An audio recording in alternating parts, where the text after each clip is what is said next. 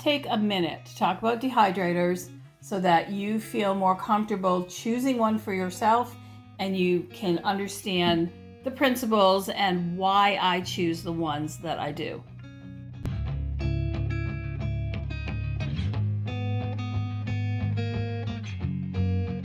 I keep a dehydrator in my kitchen and plugged in and ready to go all the time.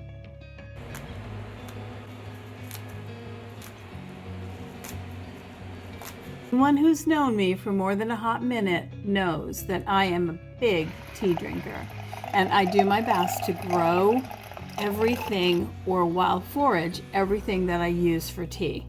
I do buy some other things like cardamom pods and cinnamon sticks. Those are things I obviously can't grow. I don't grow or wild harvest all of it, but I do grow and wild harvest most of it. I use my dehydrator all the time, so for me it's important that it is powerful, that it is easy to clean, easy to access, and safe to run. I dehydrate vegetables from the garden on a regular basis. I do big bottles of mixed vegetables to throw into soup or into dog food. We make our own dog food here. I also use it for dehydrating greens so I can have soup greens. I do herb blends for the kitchen and sun-dried tomatoes and breadcrumbs. And you can buy them at all price points with all kinds of different features. But some of the features that I look for myself personally, is I want a bunch of trays. This is a rather smallish tray for a dehydrator because I wanted one that fit well in my kitchen. So I look for dehydrators that hold 10, 12, or 14 trays. You might not need that much space to dehydrate on, but I do. I look for a solid cabinet because, again, for me, a dehydrator is a workhorse tool in my kitchen. It's not something I use occasionally, but if what you can afford and what works for you is one of the smaller plastic plug-in low power ones, then by all means buy that. Or if you're not sure you'll like dehydrating, again, you can start with something less expensive. So what I look for is a steel metal body. I like a big glass window because I want to see what's in it. I like ones that have a light. This one has a light on it. That's important to me too because I'm checking it frequently during the day. So metal housing, there's some plastic parts, but that's okay. A lot of settings. I want my dehydrator to go down as low as possible. 95 is usually as low as they go, and they'll go all the way up to about 170, 168.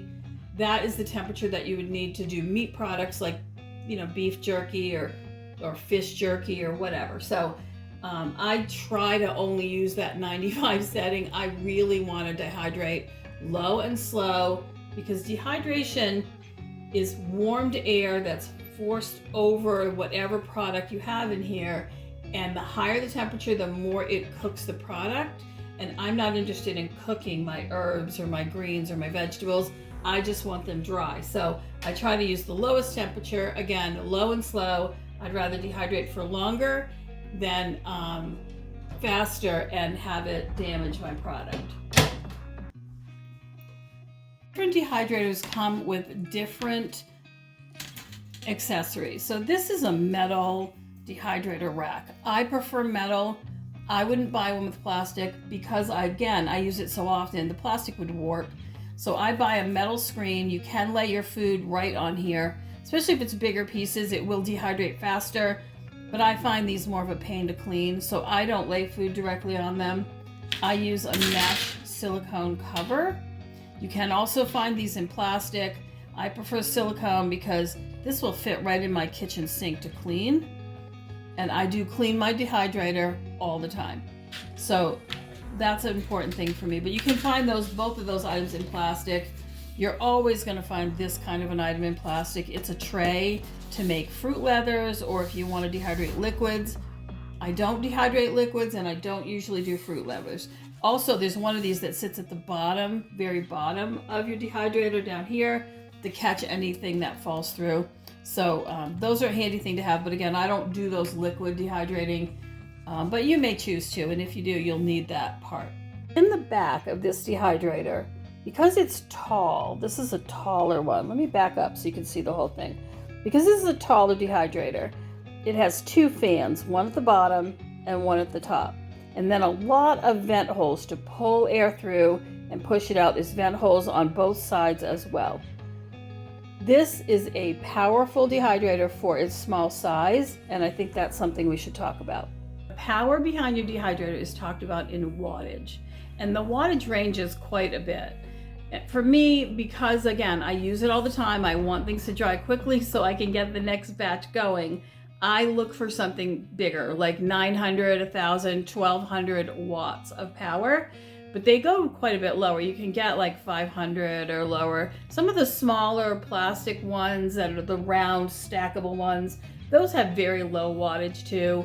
Those don't use much electricity at all. They tend to be noisier, and that's something we should talk about as well. So a dehydrator can be quite noisy. It depends on the brand that you buy. There's one called a Samsung Silent. I used that one for years. I bought it a couple of different times. I did find that I had thermostat problems with it. So it was just like this, but bigger and shorter, and you'll see it in some of my older videos. I love the capacity of it. I love the look of it. I love the strength of it. The problem was twice the thermostat died on it. One time it became very overheated. I had it sitting on a granite countertop in my kitchen, and the underside of the granite was so hot, we were afraid that could actually cause a fire. So I had trouble getting anywhere with the company. They were polite enough, but they weren't willing to help me.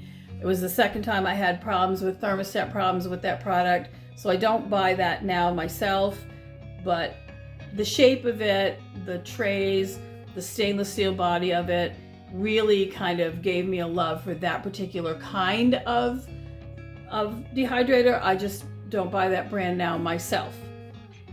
There is a link down in my description for this dehydrator that I have right here in my kitchen. It's not overly expensive.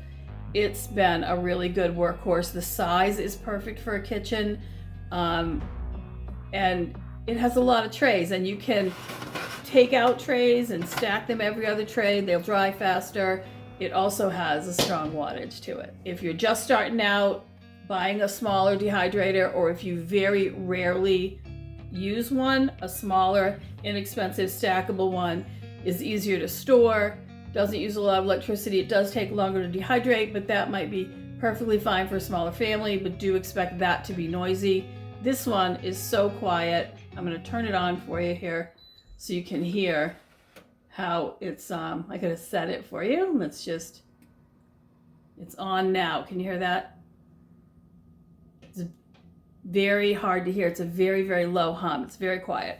So that's another reason I love this one. I can stand leaning on it and talk on my phone, and you would never know it was on. Sound quality matters in your house, so especially if you're running this in the winter and you're all locked in the house with it. So consider the sound too when you buy a dehydrator. Other features to consider would be the weight of the machine overall if you're going to be picking it up and moving it around. Some can be big and quite heavy, but this one isn't heavy or big. You'll definitely want a reliable timer that can go for about 24 hours. Beware of the machines that tell you you have to turn them off after 24 hours because sometimes things need longer run times. I do have an ebook that's available on Barnes & Noble on dehydrating greens and herbs. So yeah, check it out. It's inexpensive. I think it's less than $5. So for me, there's never such a strong feeling of abundance in my kitchen as the abundance that I get from dehydrating my own tea ingredients, herbs, and greens to be able to use in cooking. It really feels like money in the bank.